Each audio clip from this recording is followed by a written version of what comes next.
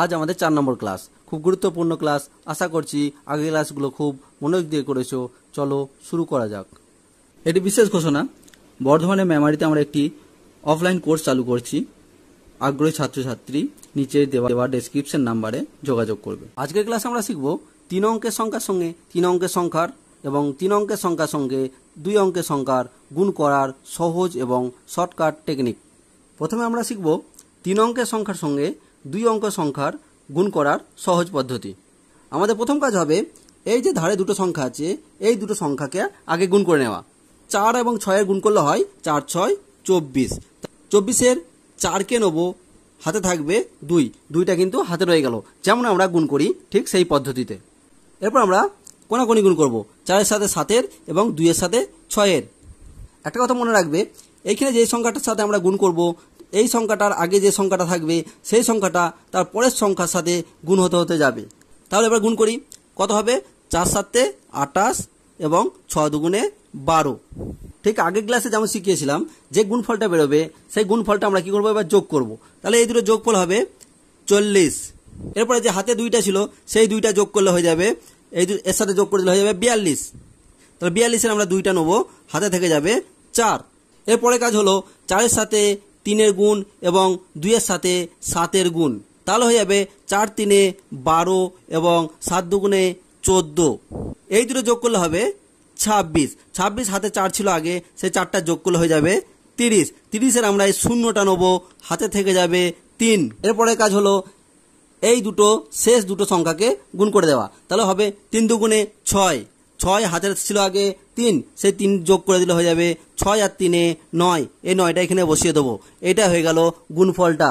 দেখো কত সহজে এবং অল্প সময়ের মধ্যে আমরা করে ফেললাম। তোমরা প্র্যাকটিস করো এবং দেখো কত দ্রুত তোমরা গুণফল বের করতে পারছো। চলো আর একটা উদাহরণ নিয়ে দেখানো যাক। এরপর আমরা 432 এবং 56-র গুণ করব। আমাদের প্রথম কাজ কি হবে, এই সাইডের দুটো গুণ করা। কত হবে? 6 2 12। এই যে 12 2টা আমরা নেবো এবং হাতে থাকবে 1। এর পরবর্তী কাজ হলো কোনাকুনি গুণ করা, এইটার সাথে এইটা এবং এইটার সাথে এইটার। 5 2 10 এবং 3 6 18 এবং এই দুটো যোগ করে দেওয়া। যোগ করলে হয় দেখবে 28। আর এই যে হাতে 1 আছে, এইটা যোগ করলে হয়ে যাবে 28 আর 1 29। তাহলে 29-এর 9টা আমরা নেবো এবং 2টা আমাদের হাতে থেকে যাবে। পরবর্তী কাজ হলো এই 4-এর সাথে 6-এর গুণ এবং 5-এর সাথে 3-এর গুণ। তাহলে কি হবে? 4 6 24 এবং 5 3 15। এই দুটো এবার যোগ করব। 24 আর 15 যোগ করলে হবে 39। এবং দেখো হাতে আমাদের 2 আছে, এই দুটো আমরা যদি যোগ করি তাহলে হয়ে যাবে 41। 41-এর একটা নেবো এবং হাতে থাকবে 4। পরের কাজ হবে এই দুটোকে গুণ করা। 5 4 20 আর হাতে ছিল 4, তাহলে 20 আর 4 হয়ে গেল 24। তাহলে আমরা এখানে 24টা লিখে দেবো। এইটাই হয়ে গেল এই সংখ্যাটার গুণফল। এরপরে আমরা দেখব 3 অঙ্কের সংখ্যার সাথে 3 অঙ্কের সংখ্যার গুণ করার সহজ পদ্ধতি। এর প্রথম কাজ কি করব, ঠিক আগের মতো এই সাইডের দুটোকে আগে আমরা গুণ করে নেব। তাহলে কথা হবে 5 7 হয়ে যাবে 35। এই 35-এর 5টা নেব, 3টা থেকে যাবে হাতে। পরবর্তী কাজ হবে এইটার সাথে এইটার গুণ এবং এইটার সাথে এটার গুণ। 7 8 56 এবং 5 3 15। এই দুটো যোগ করব। এই দুটো যোগ করলে হয় 71। 71 হাতে দেখো আগে ছিল 3, তো এই 3টা যখন যোগ করব হয়ে যাবে 74। 74 4টাকে নেব এবং 7টা থেকে যাবে হাতে। পরবর্তী কাজ হবে এইটার সাথে এইটার গুণ এবং এইটার সাথে এটার গুণ এবং এইটার সাথে এটার গুণ। তাহলে গুণটা কি হবে? 6 7 42, 5 5 25 এবং 3 8 24। এই 3টেকে আমরা যোগ করব। এই 3টেকে যোগ করলে হয় 91। দেখো হাতে আছে 7, 7 আর 91 যোগ করলে হয়ে যাবে 98। তাহলে 98, 8টাকে আমরা নেবো এবং 9টাকে হাতে রেখে দেবো। এরপরে কাজ হলো 5-এর সাথে 8টার গুণ এবং এই 3-এর সাথে 6-এর গুণ। 5 8 40 এবং 3 6 18। এই দুটো যোগ করলে হবে 58। 58 আর হাতে 9, এই 9টা যোগ করলে হয়ে যাবে 67।